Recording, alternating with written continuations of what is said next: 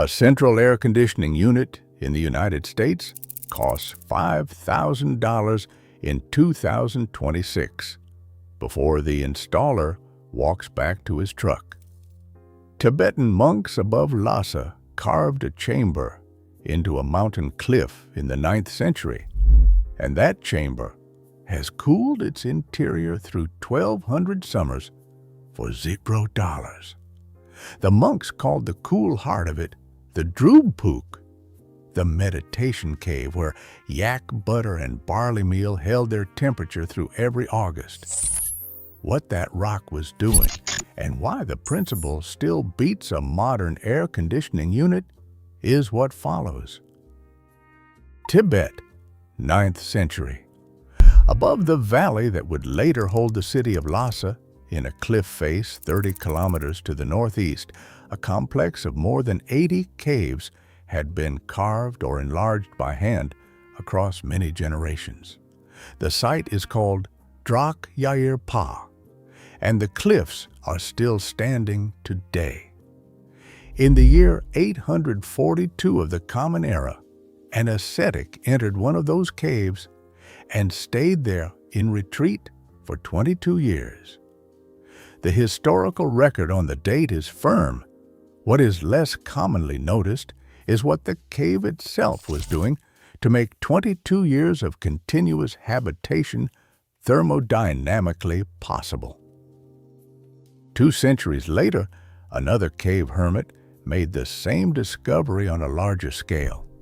His name was Milarepa. He was born around the year 1052 and he died around 1135, and he is the best documented cave hermit in the Tibetan tradition. The biographical record states that he spent the second half of his life inside a network of 28 caves across southern Tibet, including 9 years at a single cliff hermitage west of his birthplace.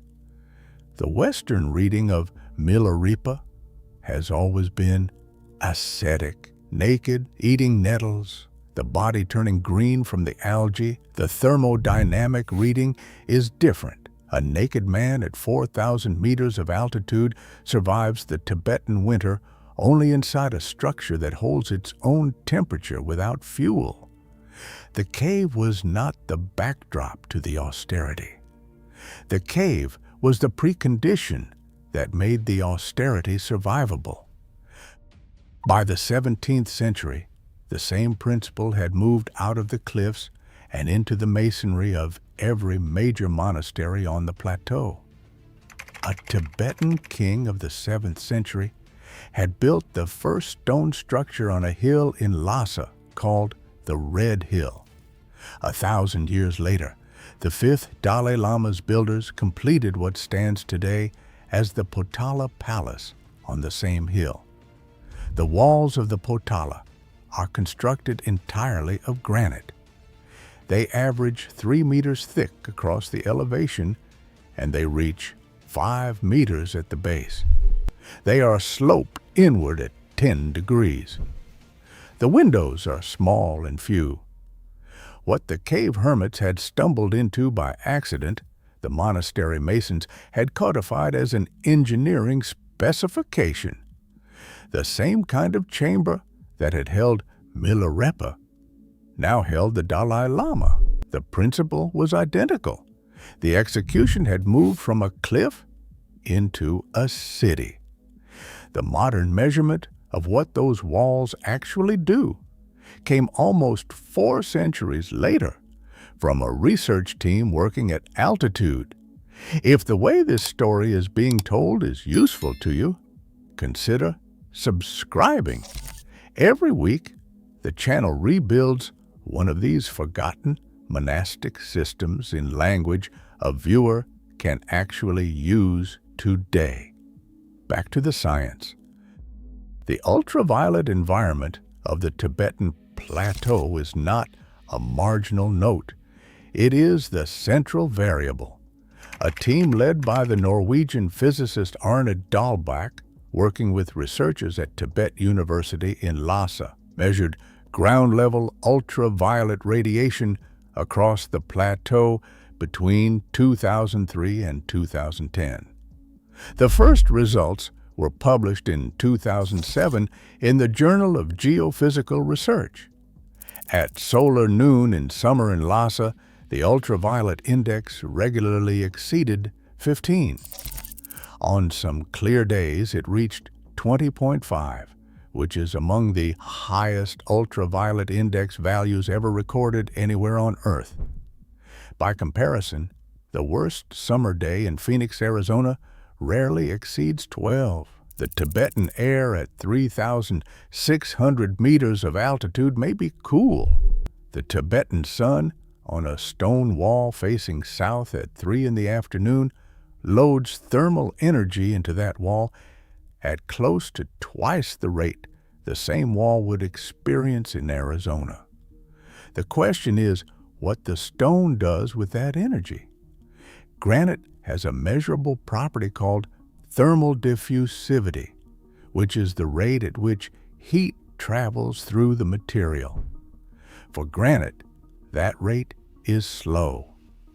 A solid granite wall 3 meters thick, the average thickness of the Potala, does not block the heat hitting its outside surface. It absorbs that heat and lets it travel inward at a calculable speed. The transit time from the outer surface to the inner surface is approximately 12 hours.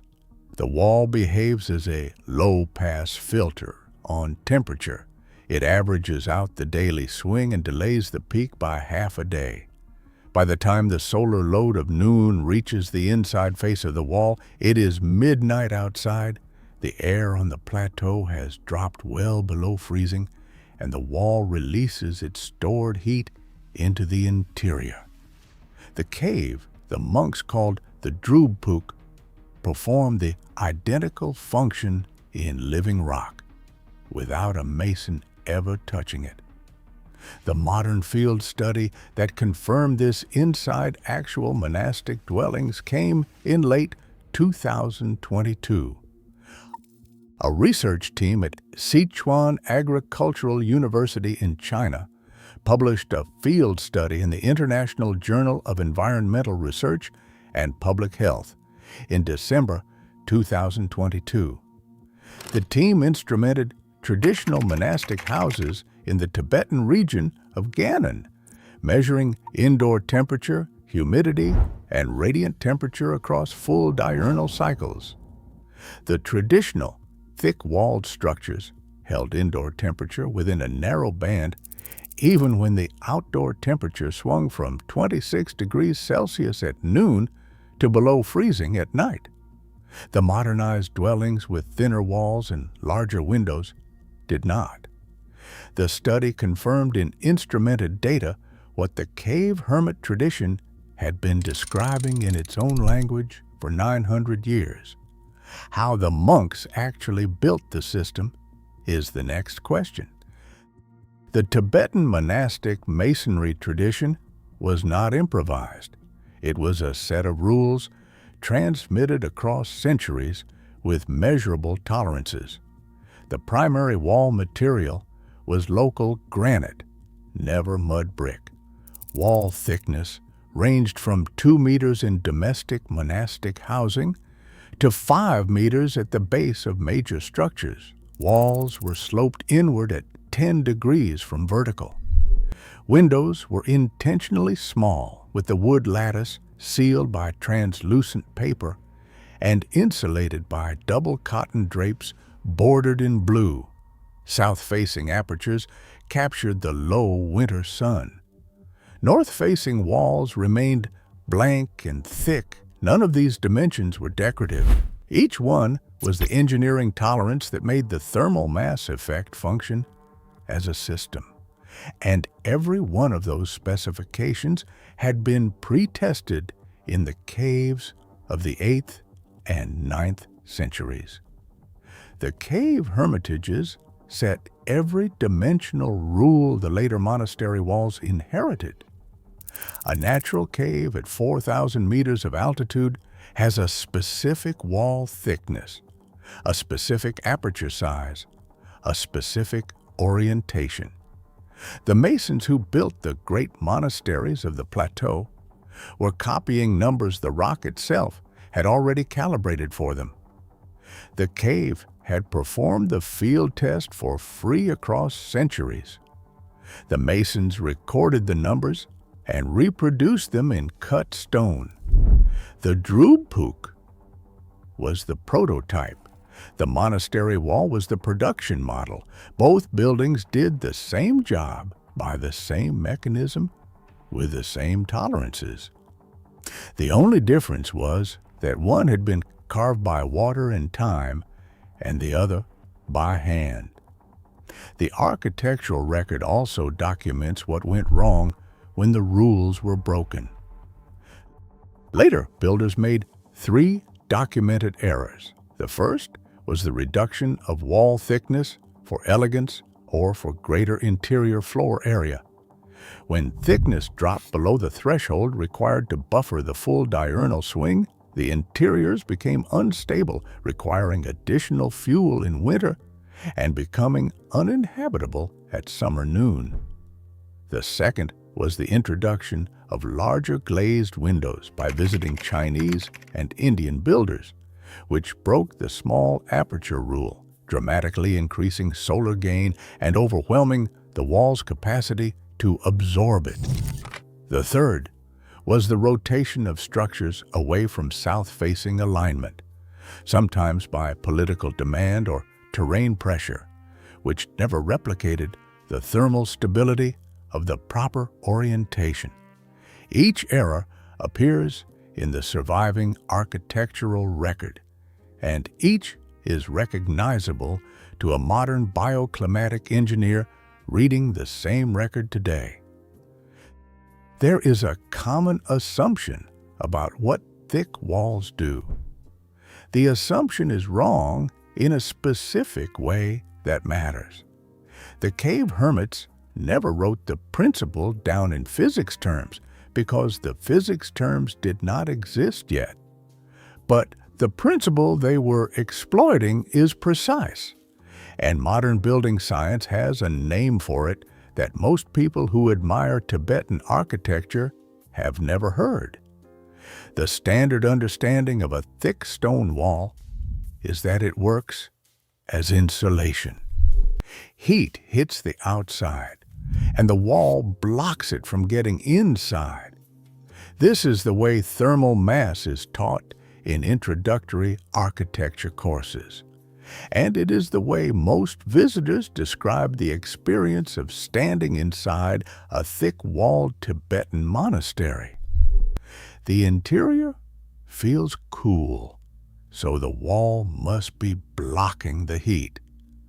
The conclusion is intuitive, widely shared, and wrong in a way that matters.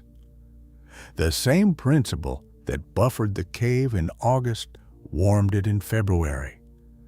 The wall did not change function with the season. The wall did one job, time shift heat by approximately half a day, and the seasons did the rest. The next entry in this series leaves the Tibetan plateau and crosses to a hillside above the Rhine in 12th century Germany. A Benedictine abbess named Hildegard von Bingen ran the busiest monastic infirmary north of the Alps, and the medicinal garden outside its walls held 11 plants that modern science has now confirmed contain real bioactive compounds. The garden plan survives. The infirmary records survive. Most of the 11 plants grow as weeds on the average American lawn this morning. How a 12th century abbess built a working medicine cabinet for $0 out of plants Americans now pay landscapers to pull out is the story coming next. Thank you for staying with me. The next one is already on the screen. See you there. Monk Tenzin.